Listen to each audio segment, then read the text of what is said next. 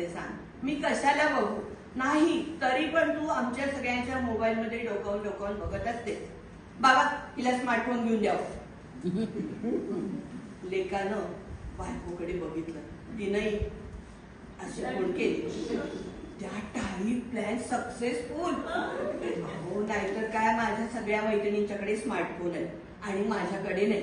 पण मी मागितला तर म्हणणार ह्या म्हातारीला कशाला पाहिजे स्मार्टफोन, म्हणून काही बोलले नव्हते. पण कशी वाटली आयडियाची कल्पना.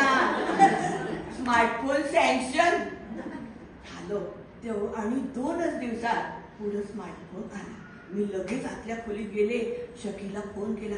शकी माझा स्मार्टफोन आला बरं का गं.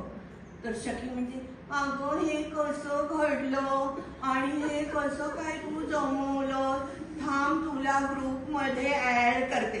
या शकी तू माझी 10 वाक्य बोलून होतील करायचं, 1 वाक्य बोलून तिला म्हटलं ठेव तू, मी तुला सगळी स्टोरी नंतर सांगते, कारण मला आता सिम द्यावं लागेल ना त्या स्मार्टफोन मध्ये. तर ते स्मार्टफोनचं बाळपण फार अवघड असतं म्हणे, नुसतं आणून चालत नाही. तेवढ्यात आले आमचे फास्टर म्हणे, आमचा नातू आजी मोबाईल दे, सिम घालायचे त्यात. त्याला दिला मोबाईल आणि मी आपली बघत बसले. बाप लेकानी खटपट करून तो मोबाईल एकदा तयार केला. मी म्हटलं सीझर करेना नाहीतर नॅचरल करेना काहीतरी होते. आणि स्मार्टफोन माझ्या हातात आला तुम्हाला सांगते. पण तरी पण मी म्हटलं अरे तुम्ही मला स्मार्टफोन आणला खरा, पण मला मेलीला त्यातलं काय कळतंय रे. तर आमचे फास्टरकडे म्हटलं तुझ्या आजी तुला असं शिकवतो, असं तू हुशार आहेस. हो आता आजी हुशार, कारण आता यांच्या फोन मधलं मला कळायला लागलं होतं ना. नाहीतर मग एरवी आजी तुला काय कळते, तुला काय कळते. मग झालं आमचं ट्रेनिंग सुरू झालं. मग फास्टर फेण्यानी फोन घेतला, असं केलं म्हटल्यावर ते व्हॉट्सअप ओपन झालं. तोवर शकीनं मला कुठल्या ग्रुपमध्ये ऍड केलेलं आणि ते काहीतरी टपाटपाट पडलं होतं. मग मला नातू काय म्हणाला की आजी तू आता टाईप करत बसू नको, तुला मी आता इमोजी दाखवतो, त्या इमोजी वापरायचं. बरं म्हटलं.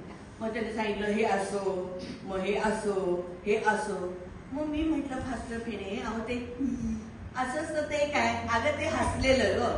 अरे मग ती अशी असती इमोजी त्याचं काय, असं असतं त्याचं काय.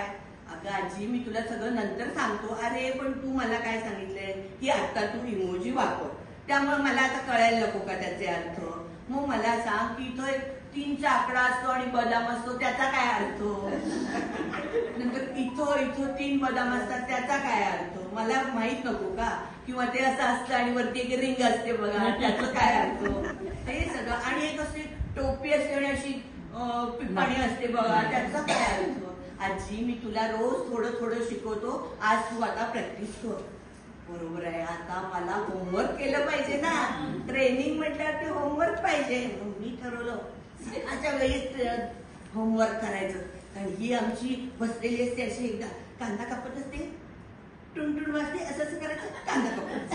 मोबाईलचे हात कांद्याला, कांद्याचे हात मोबाईलला. आणि मग सकाळच्या वेळी बघा किती दूधवाला येतो, पेपरवाला येतो, मग त्या निकीचा फोन, त्या टिकीचा फोन. आणि मग म्हटलं अगो बाई हो का, मी सकाळपासून मोबाईलच बघितला नाही अजून. मला विचारा 10 वेळा बघून झालेला असतो, पण म्हणायचं मात्र मी बघितलंच नाही. पण आमच्या सुनेचं एक मात्र मी करते. अगं पण तू मोबाईल मधनं उठशील तेव्हा ना स्वयंपाक करशील, माझं इथं होईपर्यंत सगळं